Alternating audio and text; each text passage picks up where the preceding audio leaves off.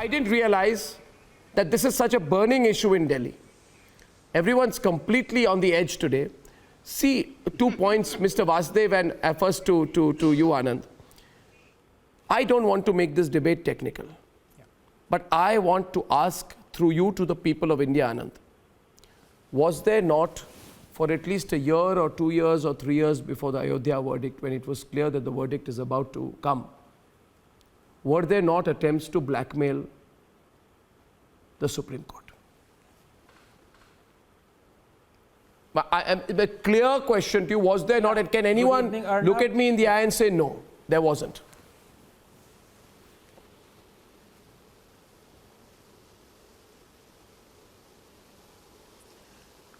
Yeah, Arnab, can I have my say? Yeah, please. No, of course, look, Arnab, Prashant Bhushan is a landfill, methane spewing landfill of lies, mediocrity, conspiracy, propaganda, fake news, terror apologia, Hindophobia, slander and anarchy. But I stand with him. Please give me 30 seconds, I want to explain why.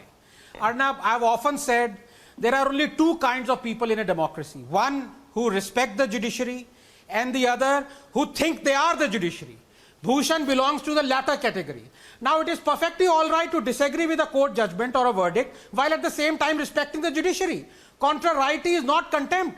But Bhushan, as is common nature with communists and anarchists and Naxals, crosses the boundary every single time a judgment is not to his liking and slanders the judge with vile, unproven accusations of corruption, nepotism, blackmail and quid pro quo. That's defamation, and there are laws to protect Indians who are victims of it. In this particular case, Arnab, I feel this vileness was general in nature. You must be allowed to, in my view, get away by calling the judiciary, the legislator, the executive and the press as corrupt. Because corruption is an overarching subjective label. It's a little like the label of offending religious sensibilities. However, when you single out a judge and accuse him of quid pro quo through cash or kind, that is defamatory. In this case, Bhushan didn't do it. I'm sorry he did. Anand, 1 minute. Let me now point out to you one thing. Where you are, I feel today. Allow me a moment to respond to you. And through you also I respond to Smita. Allow me. We are not Bhushans. Allow me, please.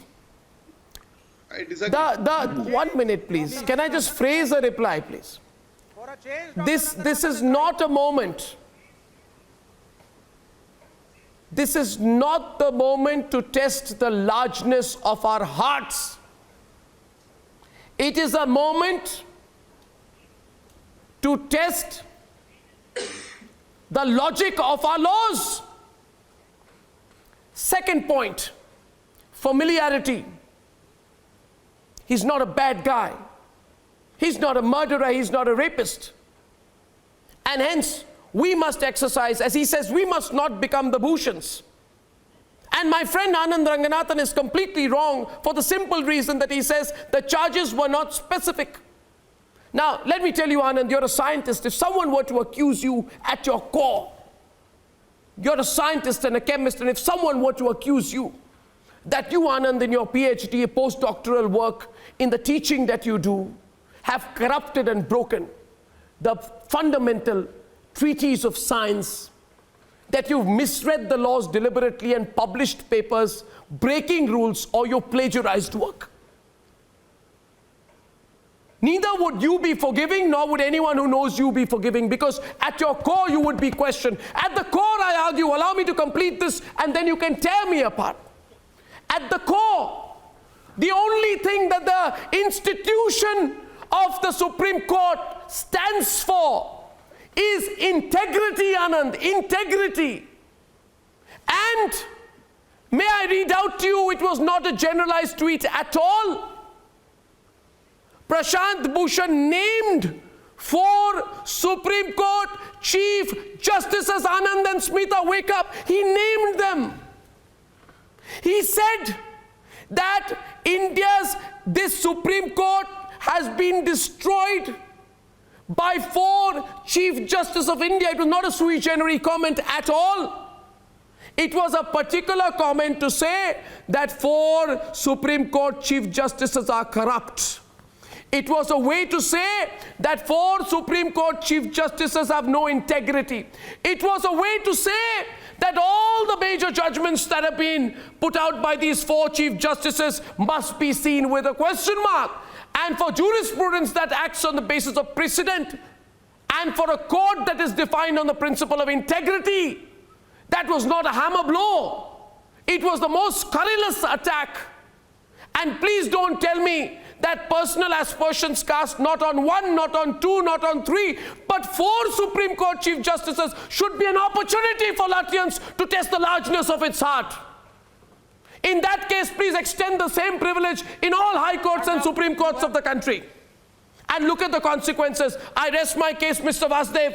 I rest my case at this point. I want your reaction. Yes, now Arnab, I must respond. First of all, you've argued wonderfully well, but let me respond to that. Now, you took my example. If somebody says that Anand has destroyed science, right? I would ignore it because it is subjective as to what that person feels what science is and how it should be destroyed or should not be destroyed. But if somebody says that I have plagiarized my work, that is definitely. That is exactly what has happened. The equivalent of that has happened. He has said that 4, he has said more, he has said worse, he has said that 4, MR coming to the debate here, he has said that 4 Supreme Court Chief Justices have destroyed and corrupted the judiciary. That's what he said. Now, Arnab, That's what he said. Wonderful point that you made. I must reply to that. MR, just 1 second, because Arnab made an excellent point. Arnab, there is no faulting the logic of the law.